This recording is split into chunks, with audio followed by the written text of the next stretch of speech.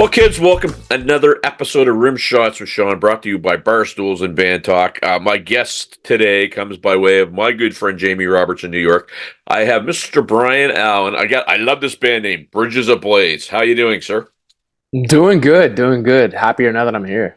Well, hey, there you go. And there's no points for kissing butt, but I like it anyway. It's awesome. So Jamie, before you got on the call, Jamie gave me a little bit of a background on you and what you do. But why don't you tell us a little bit about Bridges Ablaze? Well, Bridges Ablaze is a project that me and my good friend formed in 2019. And basically, it kind of started as an outlet for failed projects, really, like just bands that were riddled with, internal issues. And it just was never working out for either of us in multiple projects. And so we got together one day kind of commiserating. And we ended, after having known each other for years, and we ended up saying, you know what, you want to do something together?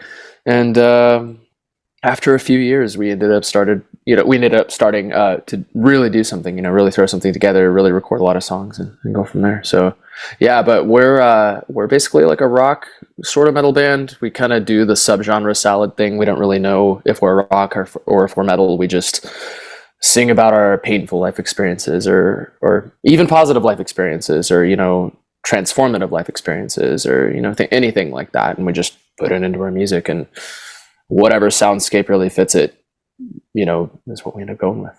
So you're I guess really close to my podcast started in 2020. Obviously, everybody knows what happened in 2020. It was something that I thought I'll be doing 5 weeks. I'll be back. I'm a musician myself. I figured I'd be back out playing, and lo and behold, here we are almost 4 years later. You guys, I guess I couldn't call you a COVID project, but did you eventually become a COVID project due to everything that happened?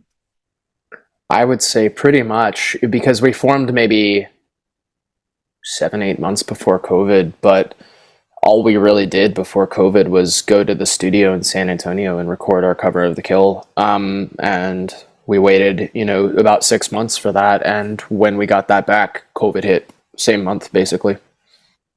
Yeah, and I mean, I'm sort of coming out of it now, but I mean, the theme for me when I started up until about mid 2023 was a lot of people's albums were COVID projects, right? Like they couldn't tour.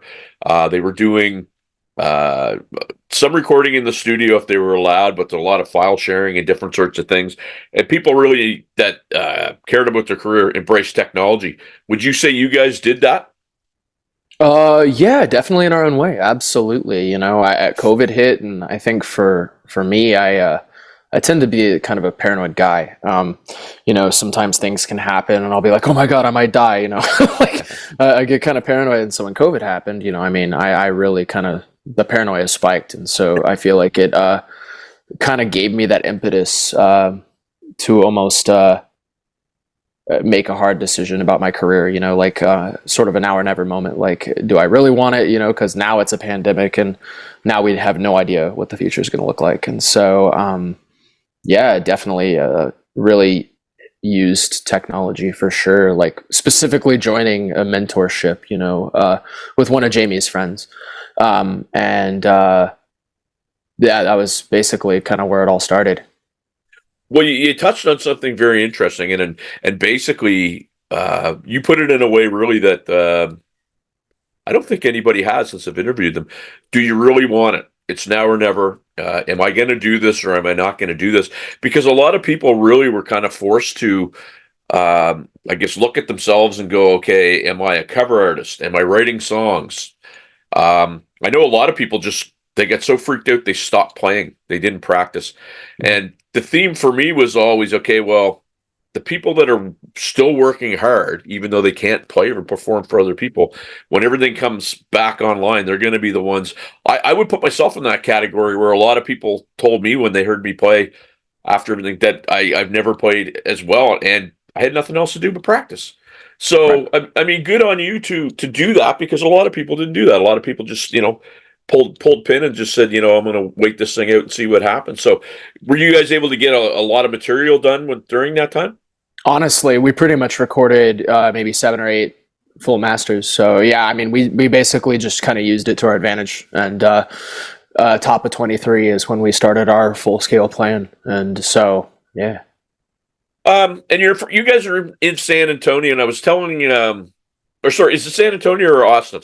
It's Austin. Ruben lives in Seguin, which is basically just around the peripheral area of San Antonio. Okay, well, here's what I know about Austin, Texas. Um, there's a great music scene there. I've never been. However, I have some friends that are there.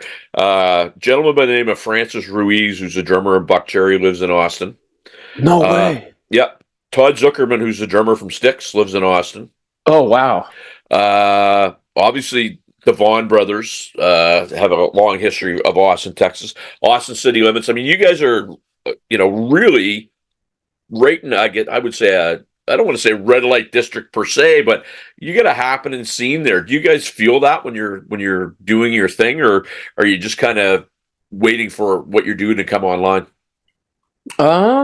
I guess a little bit of both, but me and Ruben are still quite present at certain, shows here in Austin, and usually when we go, we'll know like maybe 7 or 8 people there, and we'll be talking to buddies in the area all night, pretty much, and it's always a really good time, feeling connected.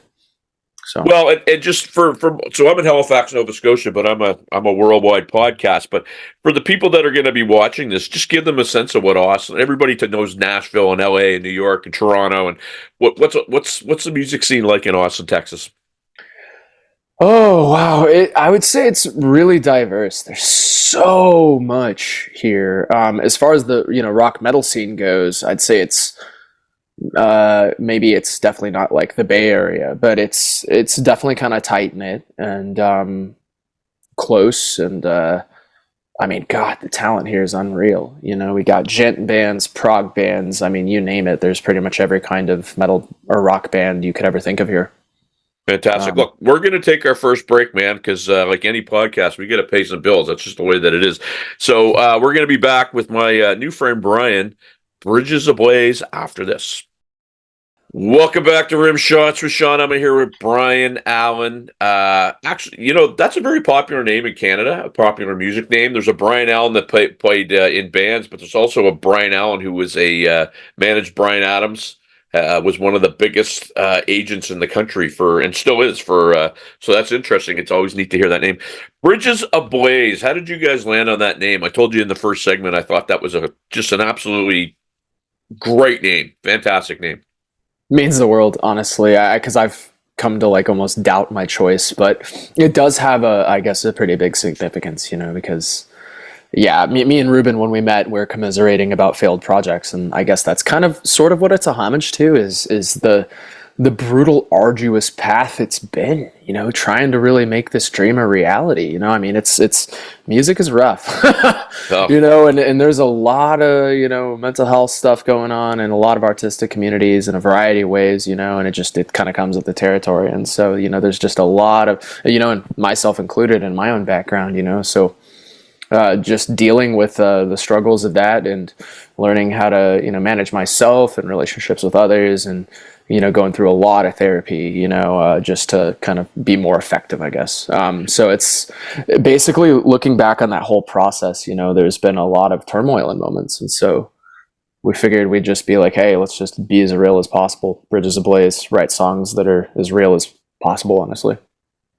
it's poignant that you are bringing up mental health, because I was talking with somebody about this last night and today, and it still seems like there's a bit of a stigma around when people are having a rough time. And Mm. I know when we started this podcast, we started it on the basis of kind of highlighting years gone by in our area, and a lot of people who were living in other parts of the country had a really rough time because they were missing home, but they couldn't go anywhere.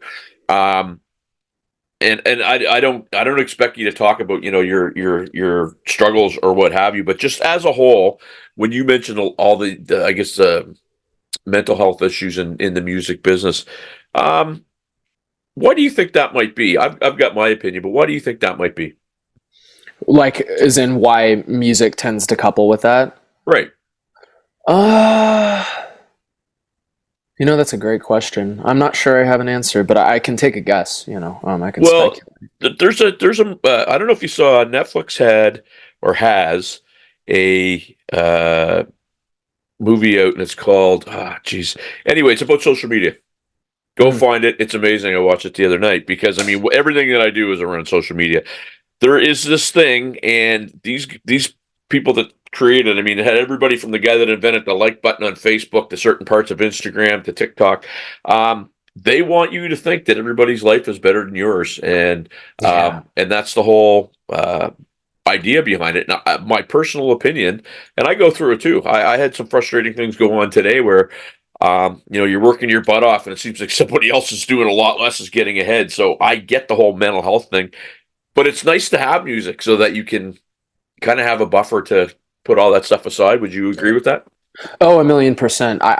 it's yeah. I would say in my own experience, my relationship with music has been really interesting. It kind of started, just being a guitar nerd, honestly, just wanting to shred, but eventually it's transitioned into being a complete composer, and most importantly, beneath that, telling my story.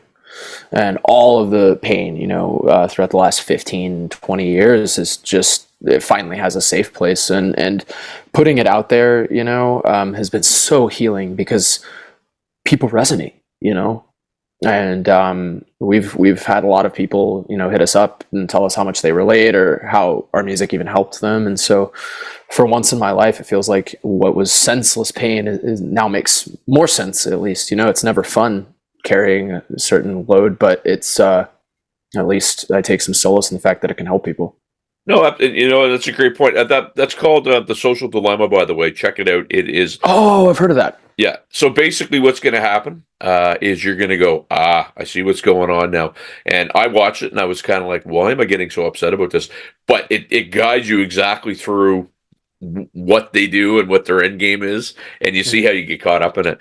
Um, you brought up that people have reached out to you guys saying that your music is helping them and they like it. Uh, I'll ask you this, and I was kind of put in a position. I didn't ask to be put in a position as somebody that was like a leader or somebody that people could talk to about these issues.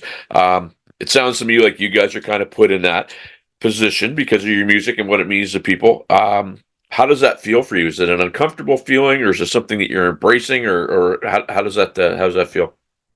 That's such an interesting question. I guess because my whole life I ran from leadership because of the burden that comes with it, right? The responsibility and the duty, and so I was always afraid and ran until I guess recently I was kind of forced into a position where I realized if I really wanted this, I had to step up somehow, and so I'd say it's been perpetually uncomfortable, but Yeah, as you're continually pushing through those barriers, you kind of acclimate to I guess previous things that used to seem totally unattainable or unsustainable, and then you're like, oh well, this is not so bad after all. And it's always uncomfortable expanding that frontier, though. So it's kind of a weird thing, but no, it's what a no, and you're bang on, and a lot of people that are kind of put in these roles will find, or um, true leaders, I believe, are lonely people because they don't have a oh lot of god.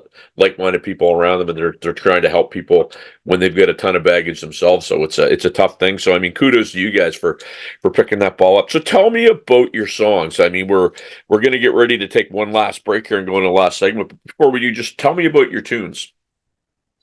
Oh gosh, yeah. Like song by song, like basically, Well, give me the or 30,000 foot view. If I had never heard of uh, your band before, what would I expect? oh wow, yeah, definitely. Loud guitars, solos, variety. One song might be kind of like gent, one song might be metalcore, one song might be kind of just more alternative, or something like that. But there's definitely a common theme in some sense. But I guess lyrically, they're all just pretty raw. Some of them are, they're all emotional. It's just a matter of like where on the feelings wheel are we landing today? Are we mad? Are we happy? Are we sad? Things like that. Sure. Okay. Well, I tell you what, we're going to take one last break. We're going to go to our last segment. And you're good, Brian? Yes, sir. Okay, my man. Well, we're going to be back. Rimshots with Sean after this. Well, welcome back to Rimshots with Sean. I'm here with Brien Allen, Bridges Ablaze. Love that name. You have a new single that just came out called Numb. Is that correct? Yes. Why don't you tell us about that? Because, um, it's one of the things about the world today, right? Online streaming and all this stuff. It's very, very hard if you don't know or if you don't have somebody helping you to get your, not only your foot in the door, but get people's attention. So tell us about this single. Numb. Okay. Well, it's kind of, I'd say, up to date, our darkest song. We have a couple other dark ones, but of the released material, it's definitely the darkest. Um, it's basically about how I've felt in certain situations when basically you're just totally projected on, in pretty painful ways, violent ways, and basically it's just about a variety of situations that I've gone through in my journey. Um, and basically saying numb, I'm so cold because of you, tear me apart, bleed me dry. I mean, it's kind of simple, but it's kind of that being sung in a simple way over like crazy 8 string chugs. I felt like was going to be fun, and it was a really interesting process, having the whole thing come together. But yeah, it's basically just about the feelings of numbness and coldness you experience as you're being torn apart. So the That's lovely Miss Roberts says that the guitars are trivium influence, which to me is, if you would agree with that, so that to yeah. me immediately, I haven't heard the song yet. I'm going to go and hunt it out after this, but that to me insinuates heavy, insinuates Mhm. groovy, heavy, grindy, maybe dark. Is that an accurate depiction? A trillion percent yes. Definitely like 8 string droppy flat, pretty low. Um, Kind of genty, but the chorus has just almost like Meshuggah y, like stuff like that. So it's fun. The drummer is gonna have fun, that's for sure. So I'm assuming that did you have a drummer that recorded this, or did you how did you guys record it? Well, it started honestly with kind of a blend of me and Ruben's sort of guitar slash rhythmic ideas, and then Ruben ended up just sitting down and programming some MIDI, and he was just going nuts on it, like, Yeah. oh, this drummer is gonna suffer. And so uh, basically, he was just going to town on it, and I loved it, and Ruben is probably a bit more Trivium influenced than me when it Yeah. comes to his way of thinking, although I love Trivium so much too, dearly, but it definitely, I think, shows a little bit more in Ruben's writing. And then when it came time to do the studio, our producer was like, "Hey, you should kind of choose like these couple of notes." And then I just sat down and kind of played what they told me to. So, but yeah, it was definitely Trivium, I would say, with the drum pattern for sure. And I love that because I have a little sideline that I do. I'm a drummer. I do drum tracks for people, mostly in Oh the wow. States, oddly enough. And what I always get them to do is I get them to send me the track with just a click track, and I'll go over it. And then 2 or 3 days later, I'll get them to send me the track with the actual drum piece that they had in it, just to see where I land it. And more often than not, I'm kind of usually on the same page as to what they had. That type of stuff, though, is very precise. It's very, as a drummer, and I love when you said the drummer's going to have fun, because it's like you can't you can't put your feet up, man. You got to be in there, you got to be digging in, you got to be precise, you got to be, your chops got to be bang on. So I look forward to hearing this stuff, because that's right up my alley. Thank you. Yeah, and it's weird because there's really no screaming on this one. We don't really do that much of that. I mean, maybe in future songs, but it's kind of got that dichotomy of like clean vocals but just crazy riffs. So. So, if you were to name your influences quickly, I guess first off, personally, some of your personal influences would be who? Oh gosh. It's crazy because I feel like there's like 3 different ways I'm even influenced in, like lead guitars, then you have singers, and then you have just songwriters, right? Sure. And that comes in a variety of forms. So as far as, guitar players go, everybody from the classics, from the late 60s onward, through Van Halen and Metallica and, Satriani and into the 2000s with Sinister Gates and Trivium, of course. I mean, Corey is absolutely off the chain. And then, you get into the modern stuff, like Polyphia and intervals and periphery animals as leaders. So and then, with singers, you got Chester, Jared Leto, Linkin Park, Bullet for My Valentine, emo stuff, poppy stuff. And then songwriters, you have like Matt Heafy or even people like Hans Zimmer. So Well, and that's interesting because I mean, I was gonna before you mentioned I was gonna suggest that your influences might be all over the map, but mm, you're kind of like a weaving bowl, I guess, in a way, because you start out here, you come down in here, and then you're back out again. Like all your influences make sense based upon what you're telling me the music is. But you threw me for a loop with the '60s thing, which is very cool because a lot of people don't go that far back. They mm. don't, they don't delve into that. They think whatever genre they grew up listening to, that's when the world started. You know what I mean? Right. Right. Yeah, So, that's very, very interesting. Yeah, I like the historical approach because you see kind of trends and you can kind of sort of anticipate where things may go. And God, I mean, I listen to Jimi Hendrix, Pink Floyd all the time. You know? well, and I mean, it's funny because you mentioned Pink Floyd, and I mean, I read an article, and it was 7 songs that the drummer didn't play on, and it blew me away. It was Jeff Porcaro played in a couple, Carmine Appice played on one or two, and it was just like, wow, Nick Mason. I thought he was the man, but he'd show up to the studio one day, and I want to go take my new sports car for a ride. Get somebody else to do the song, right? So, anyway, that's the way that it goes. But it's good for me to hear that you guys are really embracing this history of this historical footprint. I'll call it. Absolutely. It feels right. And I mean, in Hellbent, there's the solo, it starts out with like this bend. And honestly, that kind of comes a little bit from David Gilmour, mixed with a little bit of Born of Osiris. It's like, what the heck? David, Pink Floyd, and Born of Osiris at the same time. But Uh, the thing that I love about music, though, really, and I say this to people all the time, right? There's no rules. Eddie Van right. Halen talked about no rules. You mentioned Van Halen. I always tell people all the time, just because I like something and you don't, and vice versa, doesn't mean we're wrong.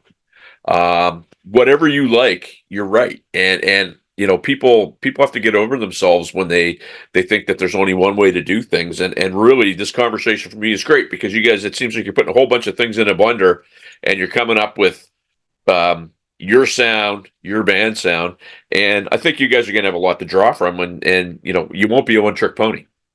Absolutely. And yeah, I think we get kind of, we'd get bored if we, stuck to just kind of one lane. Well, and you're right. And so I guess is there going to be an opportunity for you guys to take this out on the road to get in front of people? What are your plans there? Oh, absolutely. Yeah. This year we plan to start doing shows wherever we can, and definitely, hopefully, tours in the foreseeable future as well. So, given your songs that you've put out, and it's a duo, I guess, right now that recorded most of it. What do you anticipate? How many piece band are you anticipating you're going to need to take out on the road? Including me and Ruben, probably 4 to 5 pieces. At a minimum, drums and bass. Probably a third guitar player too, because there's so many guitar parts in some of these compositions that it would be even 2 people couldn't do it. So Right. Which brings us up to, I call it the blabbermouth.com question, but if do you follow Blabbermouth at all? I do, yeah. Yeah. So every second thing, I've been on there. I was on there 13 times last year. And because what they do is they go out and they try to find interesting interviews and whatnot, and but a lot of the interviews come down to backing tracks, right? Mm. Do you anticipate that that'll be something you guys have to do, or are you going to want to stay away from that? As much as we can, we'll try to stay away, but there will, I mean, at least with some of the ambient textures, and honestly, Numb has a lot of electronics. I mean, the only way to get that will be through some backing tracks, so we'll have some, but it hopefully won't be near as much, especially with having a third guitar player, that'll make the show a lot more just raw with that. Well, and that was every bit for Jamie, because I always joke around with Jamie about Eddie Trunk is always going on about backing tracks, and she's known Eddie Trunk for years, and he actually has commented on a couple of our posts that we have put up, so it's interesting. But so where are my viewers, listeners, followers? Where are they going to find out more about Bridges Ablaze, which I love that name. You got to copyright, right? We're definitely working on the trademark. We Yeah. definitely have that in the works right now. So where are my viewers going to find out about you guys? Where are we going to find your music? Where are we going to find out about the band? Basically, we got a website. We have a link tree on our socials. So basically, if you just Google Bridges Ablaze, you go on any platform, YouTube, Spotify, Facebook, Instagram, TikTok, Amazon Music, Apple Music, anything. Just type in Bridges Ablaze and you'll find us. Fantastic. Well, look, I'm gonna, as I often do, because and Jamie knows this. I keep an eye on her clients and see what they're up to. She's had a couple that have had big last years and already looking like they're having big 2024. So I'll keep an eye. I'd love to stay in touch. And best of, I don't want to say luck, best of good fortune for this year, because it really sounds like you guys have a plan for what you're doing, and it's great. Thank you so much. I appreciate you. Well, that's been Rimshots this week, kids. Make sure you hit that subscribe button, because you probably know this, Brian, but it is painful to build a YouTube channel. People will go on and they'll look at all your content, but they won't take 20 seconds to actually hit subscribe. So anyway, hit subscribe, and we'll see you next time.